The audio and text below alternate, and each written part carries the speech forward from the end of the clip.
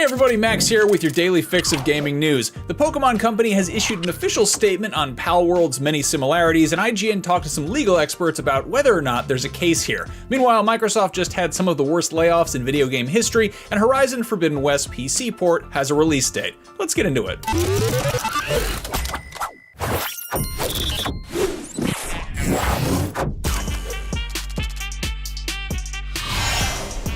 Palworld, the survival crafting monster collecting game lovingly referred to by its community as Pokemon with Guns, has already attracted millions of players since it hit PC and Xbox last week, and unsurprisingly, its success and its resemblance to another monster collecting game has also attracted the attention of the Pokemon Company. In a statement on its official corporate website, the Pokemon Company states, quote, "We have received many inquiries regarding another company's game released in January 2024. We have not granted any permission for the use of Pokemon intellectual property or assets in that game. We intend to investigate and take appropriate measures to address any acts that infringe on intellectual property rights related to the Pokemon. We will continue to cherish and nurture each and every Pokemon and its world and work to bring the world together through Pokemon in the future." Now bear in mind, this could be in response to the Pokemon mod for Palworld, a totally unofficial fan-made project that replaced the game's Pokemon-like creatures with actual Pokemon and replaced the human characters with Ash Ketchum and company. That mod was quickly taken down, but aside from that, there's no denying that even if Palworld's gameplay is nothing like Pokemon, some of the pals in it do bear a resemblance to some of the titular pocket monsters. So a lot of people are wondering, should Palworld's publisher Pocket Pair prepare for legal trouble and make it double? IGN spoke to a few legal experts on the matter. Peter Lewin, a video game lawyer at Wigan, pointed out that first and foremost, that depends on where the Pokemon Company or Nintendo or Game Freak tried to take legal action, since intellectual property law varies across the globe.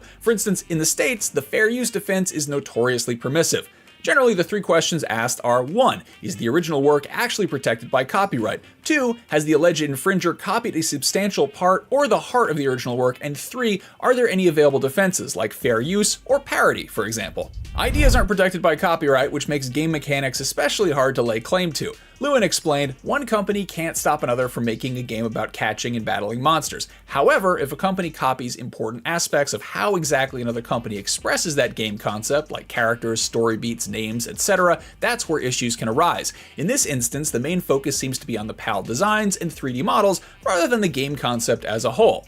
Sam Castry, a copyright lawyer and avid Pokemon player, says that all comes down to similarity, and even if some of the pals resemble certain Pokemon, that won't necessarily hold up in court. Castry explains, quote, "It's not enough to have a fire elemental dragon in the game. That dragon would need to closely mimic Charizard's design or be described with an amalgamation of the various Pokedex entries or something like that." So hypothetically, let's say one of Pokemon's rights holders decides to take Palworld to court. What are Pocket Pair's courses of action? Castry speculates, saying, quote, "They might change the game to alter or cut out the pals that are seen as problematic. They might try to negotiate some kind of settlement or licensing arrangement, or they might be defiant and choose to fight the lawsuit. In that case, the first step would probably be to counter by filing a motion to dismiss the lawsuit, saying that the relevant pals aren't similar enough to the relevant Pokemon." Game development and legal battles have one big thing in common: they are extremely time-consuming and expensive. Palworld has sold 7 million copies and counting, and that's just on Steam, so I'm guessing Pocket Pair probably has at least $100 million more to throw around than it did a week ago, but I'm guessing they'd rather spend that money improving Palworld than paying some suits in court to argue about whether or not one pretend animal looks like another pretend animal. I'm not a lawyer or a game developer, but I'm willing to bet it's cheaper to redesign some pals than it is to square off in court against the full legal might of the most established video game company on the planet.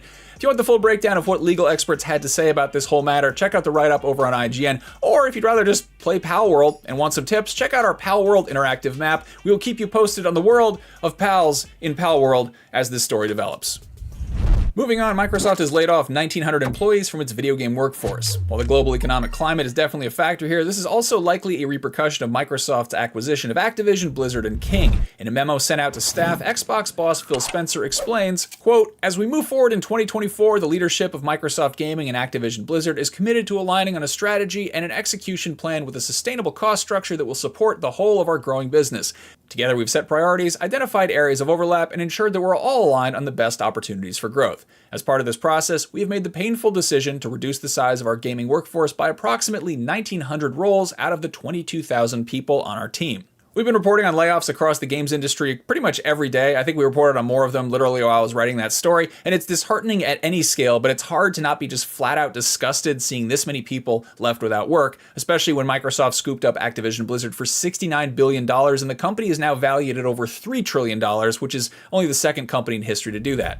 Anyway, alongside the layoffs are a couple of high-profile departures. Mike Ybarra, former Xbox exec who became president of Blizzard in 2019, and Blizzard's chief design officer and co-founder Alan Adams are also stepping down. On a related note, Blizzard's survival game, codenamed Odyssey, which has been in development since at least the beginning of 2022, has been officially canceled. Hopefully everybody affected by these layoffs and all the other ones can get back on their feet soon. And finally, on a lighter note, Sony's parade of PC ports continues with Horizon Forbidden West, and we now have a release date for that version of the game. In a PlayStation blog post, a rep for Nix's Software announced the complete edition of the Horizon sequel, which includes the Burning Shores DLC, would be hitting PCs on March 21st. The PC port includes support for triple monitor setups, ultra-wide resolutions, DualSense adaptive trigger feedback, DLSS 3, and more. Forbidden West was pretty widely well received, and IGN's reviewer gave it a 9 out of 10, so if you weren't able to check it out the first time around, or maybe you were waiting to play it on a monitor wider than your peripheral vision can cover, your day is coming very soon. That is your fix for January 25th, 2024. For more up-to-the-minute gaming news, make sure you are following and subscribe to IGN wherever you like to watch. Thanks for tuning in. I will see you next time.